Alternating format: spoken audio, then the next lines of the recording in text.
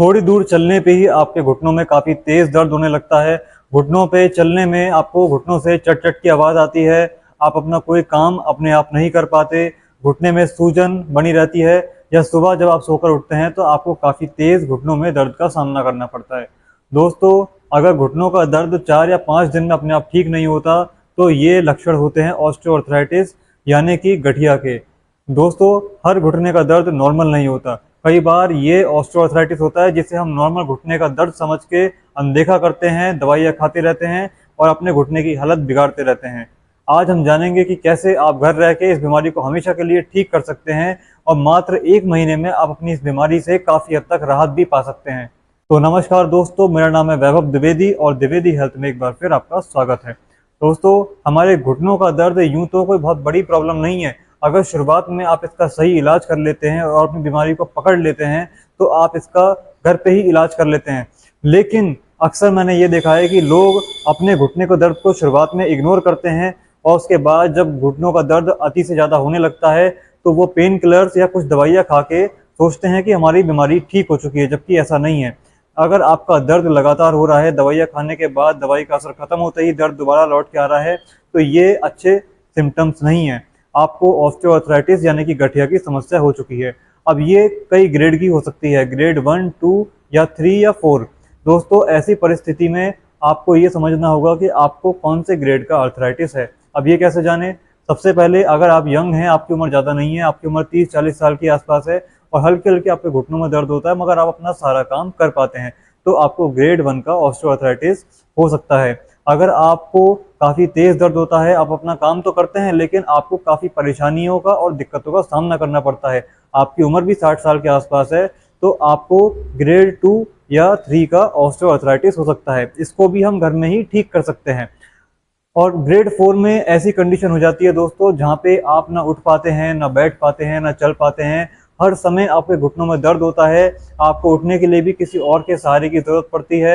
आप वॉशरूम तक कई बार अपने आप नहीं जा पाते। आपके घुटनों में बहुत सूजन, बहुत ज़ोर से कट कट की आवाज़ और बहुत तेज़ दर्द होता है, जिसकी वजह से आप एक तरह से लाचार हो जाते हैं। ये होता है हमारा ग्रेड 4 ऑस्टियोआर्थराइटिस। ग्रेड 4 में तो जनरली फिजियोथेरेपी आपको करानी चाहिए। अगर उससे भी आपको आराम न मिले तो डॉक्टर से मिलके आपको अपने घुटनों का ट्रीटमेंट करवाना चाहिए। ऐसी कंडीशन में लोग ज़्यादातर अपने घुटनों का TKR यानी कि टोटल नी रिप्लेसमेंट कराते हैं, जो कि ऑपरेशन होता है।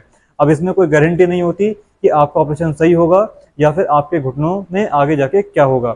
अगर आप अपने ऑपरेशन से बचना चाहते हैं, सर्जरी से बचना चाहते हैं, तो ग्रेड 1 से लेकर ग्रेड 3 के ऑस्टियोआर्थराइटिस को आप घर में ही ठीक कर सकते हैं। अब हम पहले ये जानेंगे ठीक करने से पहले कि ये होता क्यों है, क्योंकि जब तक कारण नहीं जानेंगे तब तक इलाज का होना मुमकिन नहीं।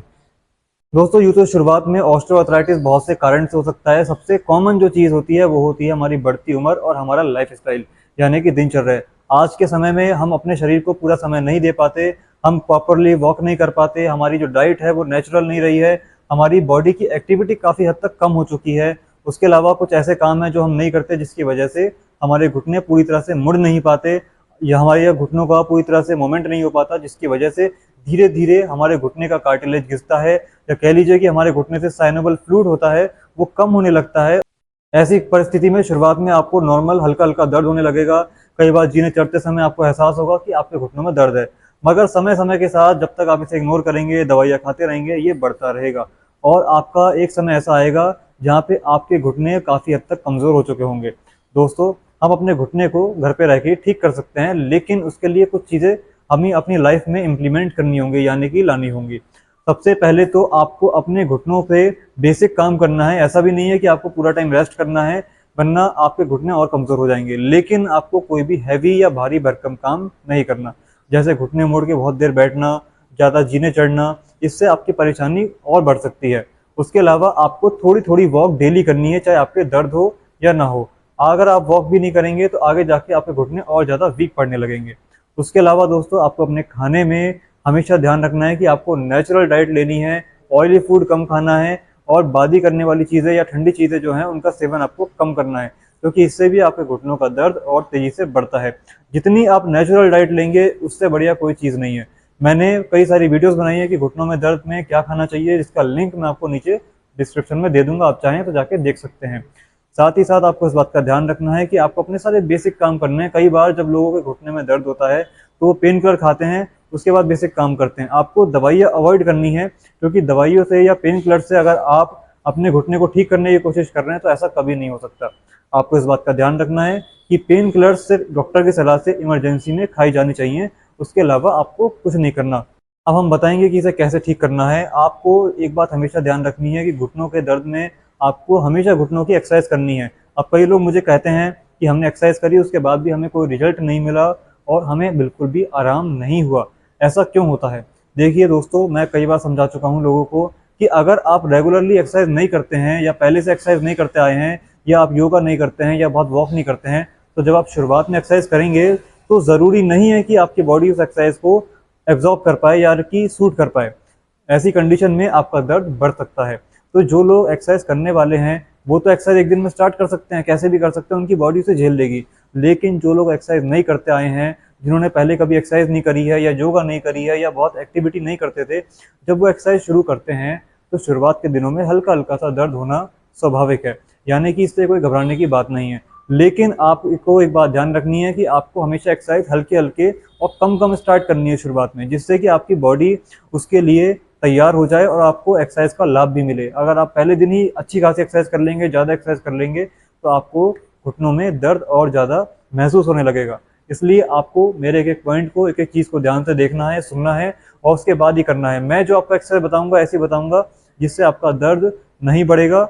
और साथ ही साथ अगर आप वीडियो को पूरा देखेंगे तो एंड में एक ऐसी एक्सरसाइज है और एक ऐसा तरीका है जिससे आपके घुटने की रिकवरी की स्पीड डबल भी हो सकती है, क्योंकि ये मेरा ट्राइड एंड टेस्टेड फॉर्मूला है। अब हम बताते हैं एक्सरसाइज। मन में कोई सवाल है तो आप कमेंट बॉक्स में ज़रूर पूछिए, समय मिलने पे आपके हर सवाल का जवाब ज़रूर दूंगा।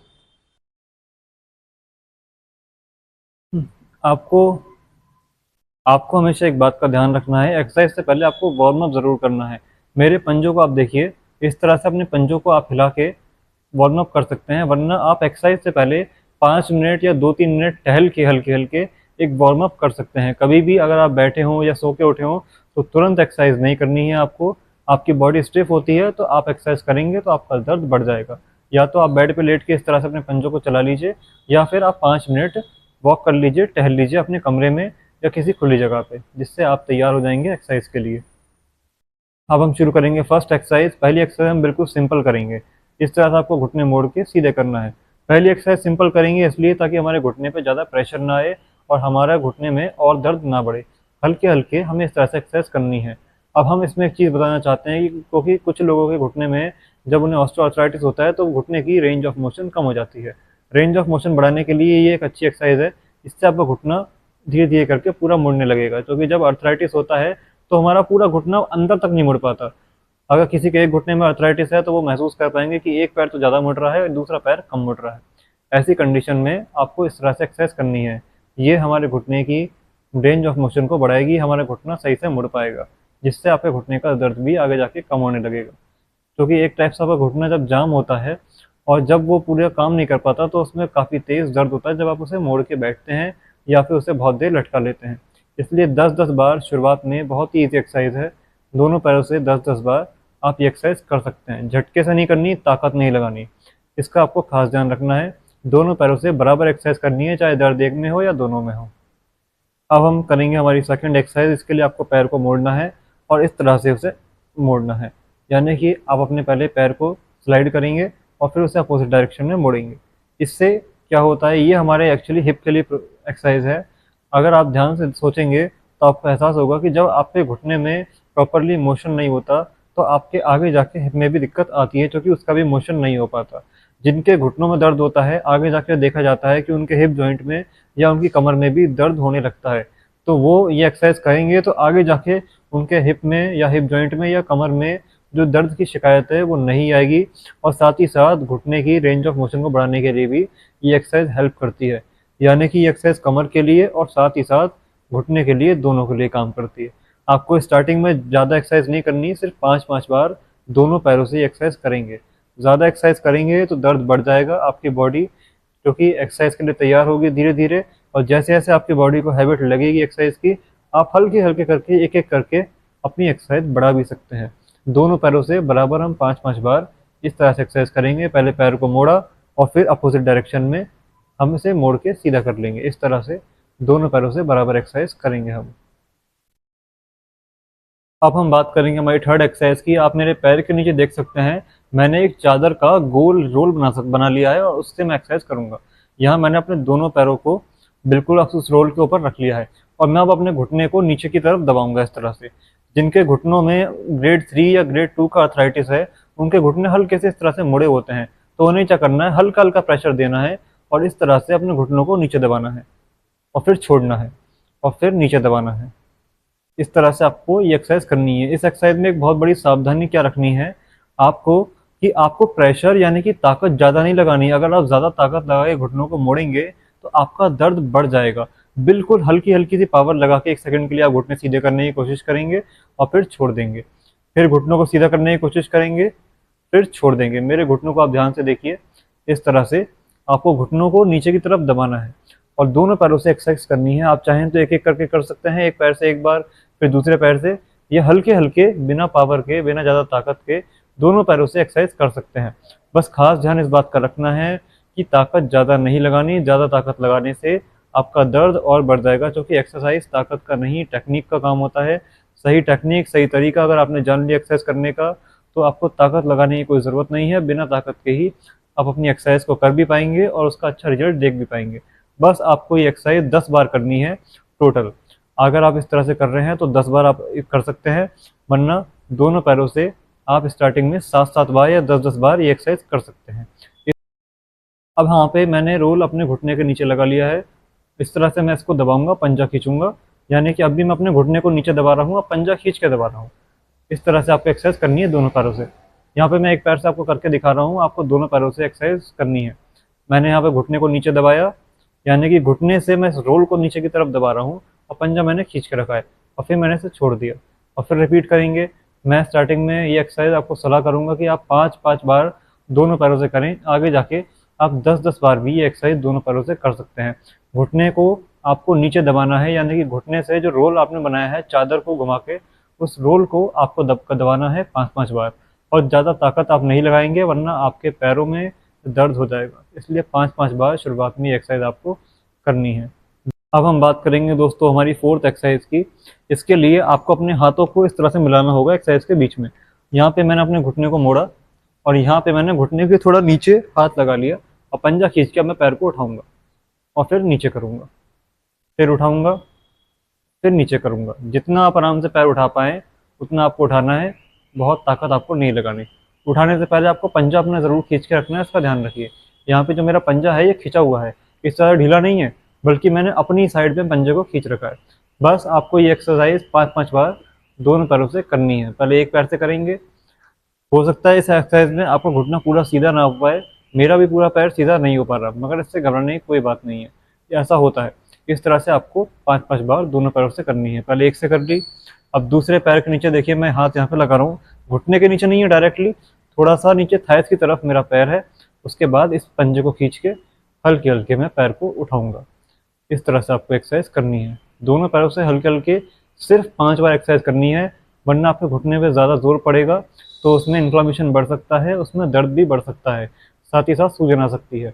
इसलिए एक्सरसाइज कोई भी हो आपको करनी लिमिट में ही है। ज़्यादा करने से आपका दर्द बढ़ेगा, चाहे कोई भी हो।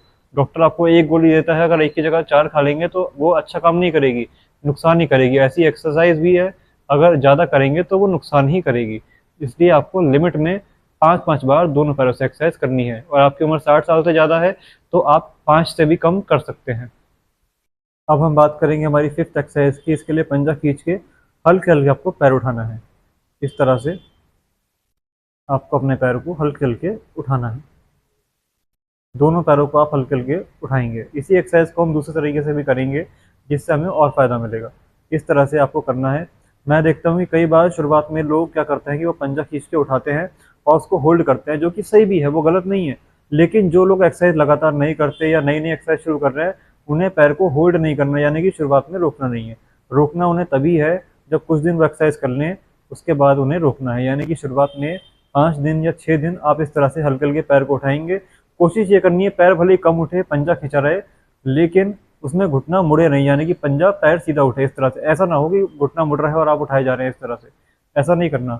चाहे पैर कम उठाइए, इतना ही उठाइए या इतना उठाइए जितनी आपकी क्षमता है उतना उठाइए, लेकिन पंजा और पूरा पैर बिल्कुल आपके स्थिर रहेगा, यानी कि सही रहेगा। इसको आपको मुड़ने नहीं देना है। इस तरह से 5-5 बार शुरुआत में एक्सरसाइज आप ये करेंगे।